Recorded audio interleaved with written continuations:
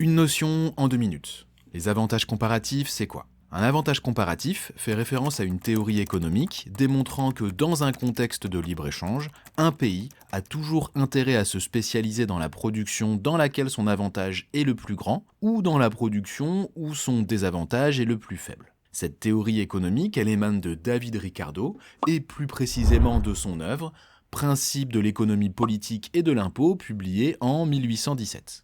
Pour bien comprendre cette théorie, il faut avant tout maîtriser celle de son prédécesseur, Adam Smith, qui met en avant le fait qu'un pays a toujours intérêt à se spécialiser dans le domaine dans lequel il dispose d'un avantage de productivité, ce qu'il appelle un avantage absolu, puis ensuite d'échanger avec ses partenaires. Si ce concept n'est pas maîtrisé, j'ai fait une vidéo là-dessus, je t'invite à aller la voir. Cette théorie traditionnelle du commerce international pose un gros problème. Que faire dans une situation où c'est le même pays qui dispose d'avantages absolus dans chacune de ses productions? Reprenons la situation classique où l'Angleterre et le Portugal produisent du drap et du vin.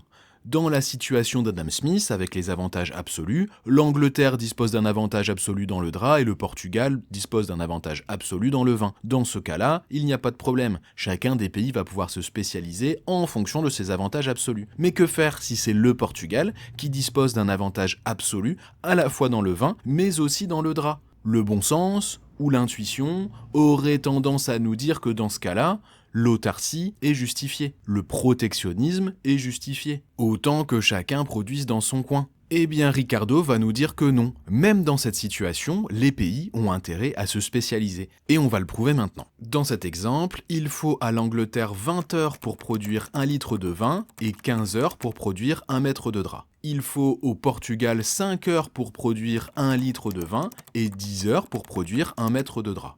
On voit donc bien que c'est le Portugal qui dispose d'un avantage absolu, un avantage de productivité, dans les deux productions.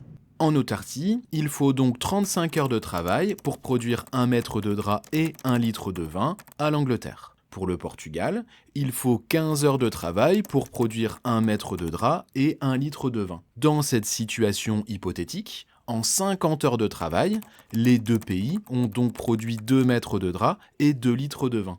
Ricardo préconise donc de se spécialiser en fonction de ses avantages comparatifs, c'est-à-dire là où l'avantage est le plus grand ou bien là où le désavantage est le plus faible. Le Portugal dispose de son plus grand avantage dans le vin. L'Angleterre dispose de son désavantage le plus faible dans le drap.